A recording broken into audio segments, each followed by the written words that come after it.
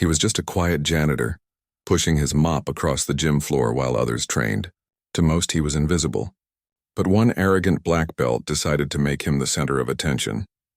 With a smirk, he asked the janitor to spar just for fun, certain it would be an easy show for the crowd.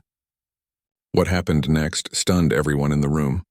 The so-called underdog revealed something no one expected, something that turned humiliation into awe and silence into thunderous respect.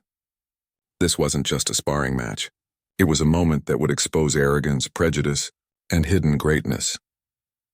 The Martial Arts Academy was a place of pride, filled with trophies, banners, and echoes of determined students sparring late into the night. Young fighters came here to prove themselves, to rise through the ranks, and to earn the respect that came with each new belt. Among them was Ethan, a confident black belt whose ego seemed to grow faster than his skills. He craved the spotlight, feeding off the applause of his peers and the approving nods of his instructors. Working quietly in the background was Marcus, the janitor. Every evening, as students stretched, sparred, and showed off, Marcus swept the mats, emptied the bins, and polished the mirrors. Few people paid him any attention, though his calm demeanor and steady presence made him almost part of the gym itself. Some mocked him under their breath, assuming his place in life was defined by the mop in his hand. But what no one realized was that Marcus carried a history far richer than anyone in the room. Years ago, before life's hardships pushed him into anonymity, he had walked the path of martial arts himself. His skills weren't for display. They had been forged in struggle, discipline, and survival. Ethan, however, saw Marcus not as a man, but as entertainment. One evening, with a crowd of students watching, he smirked and called across the mats, "Why don't you spar with me for fun?" His tone carried mockery, expecting laughter from his peers. And indeed, chuckles echoed through the room. Marcus looked up from his mop, meeting the challenge with calm eyes. In that instant, the atmosphere shifted. What everyone thought would be a moment of amusement was about to unravel into something unforgettable. The room buzzed with anticipation. Students leaned against the walls, whispering to one another, their eyes darting between Ethan and Marcus. To them, this was nothing more than a spectacle, a black belt humiliating the janitor who had spent months cleaning up after them. Marcus placed his mop gently against the wall and stepped onto the mat. His movements were deliberate, almost ritualistic, as though he was slipping into a world long left behind. Ethan, brimming with arrogance, cracked his knuckles and laughed loudly, feeding off the crowd's energy. "Don't hurt yourself, old man," someone muttered from the corner. More laughter followed. The match began. Ethan charged in quickly, throwing a flurry of kicks meant to overwhelm. But Marcus barely moved. Each strike passed him like wind brushing against stone. His calm composure confused Ethan, who grew more aggressive with every failed attempt. The students roared with excitement, shouting for their champion to put the janitor in his place. Yet the more Ethan attacked, the more the balance of power shifted. Marcus's eyes, sharp and unblinking, read every movement as though they had been rehearsed 1,000 times before. He sidestepped, redirected, and flowed around Ethan's strikes with a grace that betrayed years of hidden mastery. The whispers in the crowd changed. The initial mocking tone gave way to murmurs of surprise. "Wait, did you see that?" One student whispered. "He's not even breaking a sweat." Frustrated, Ethan attempted a spinning kick, a move that often drew applause in his matches. But before his foot could land, Marcus intercepted, guiding Ethan's momentum harmlessly into the mat. The young black belt stumbled, face flushed red with embarrassment. The crowd gasped, then fell into uneasy silence. Marcus helped Ethan back up, his expression calm and respectful, but the gesture only stoked Ethan's pride. Refusing to accept humiliation, Ethan launched another reckless attack.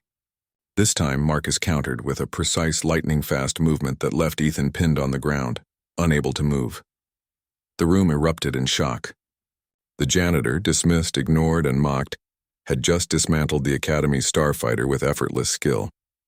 But Marcus didn't celebrate. He released Ethan, stood tall, and quietly adjusted his uniform. His silence was louder than any boast. For the first time, the students looked at him not as a janitor, but as a force they couldn't understand. Ethan, bruised more in ego than body, glared up with humiliation burning in his eyes. The match that began as a joke had transformed into something much more dangerous. The Academy had just witnessed the opening of a truth long hidden. Marcus was not the man they thought he was, and what happened next would change the way everyone in that room saw him, forever. The air inside the dojo was heavy, thick with disbelief. No one dared laugh anymore. The silence pressed in on Ethan as he stood, shaking with anger, his pride shattered in front of everyone who had once worshipped him. He refused to accept it. With a guttural roar, Ethan charged again, ignoring form, ignoring discipline, fighting not to win, but to reclaim the image of himself he thought was unshakable. His fists swung wildly. His kicks came faster, sharper, more desperate. But Marcus was already beyond him. The janitor, who had once been invisible, now moved with a presence that filled the room. His every step was measured, his every block effortless.